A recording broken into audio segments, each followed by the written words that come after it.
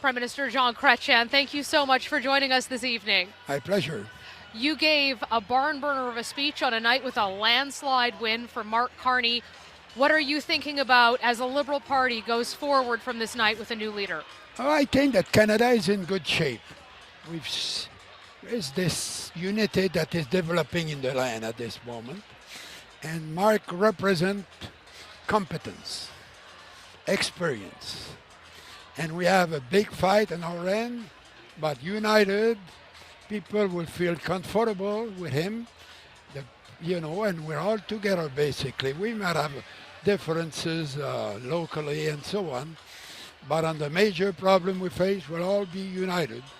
And Mark will do a very good job because of his experience. It's very important in public life. One of the advantages I had was I had been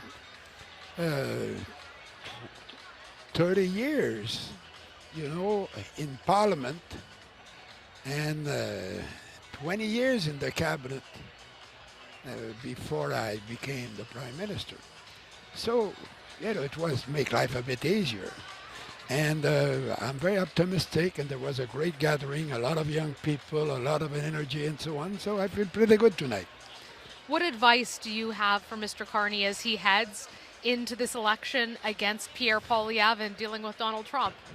He will do his best. He's a hard-working guy. He has a lot of experience and a lot of judgment, and he will do his best. And I know that he will consult people that he thinks will be able to help him, and it's what he was asking the people tonight. And I'm very confident that he will be a very good Prime Minister for Canada. You had a very clear message for Donald Trump tonight. Really? I really like that line about from one old guy to another old guy. Stop the nonsense. What's going on?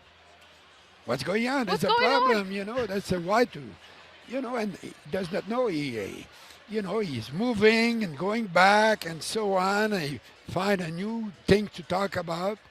I would not like to work for a guy like that because he does not know what he wants. It's the headline for every day. But public life is more than headlines. Public life is to make the decision. In fact, when I was Prime Minister, I didn't want to be in the news with you guys every day. No, I would meet the press once a week after the cabinet meeting. And the people were running after me in the corridors. No, if you want, I was in the house, take it. Because you suffer very rapidly of what we call overexposure. You have to have the people to hope to see you rather than fed up of seeing you on TV. People react like that sometimes, I'm told. How quickly do you think Mr. Carney needs to call an election? Ask him. I hope we get the chance to. No, he will do what is right. I don't know. If I've talked with him, and I don't know what he will do. Well, I guess we'll both find out. Or if out. I know, I will not tell you anyway. I was going to say, you might not tell us, no. But we appreciate you taking the time my to sit with pleasure us. to be with you. I know you have lots of people to talk to. Thanks for coming by, sir. Thank you. Bye-bye.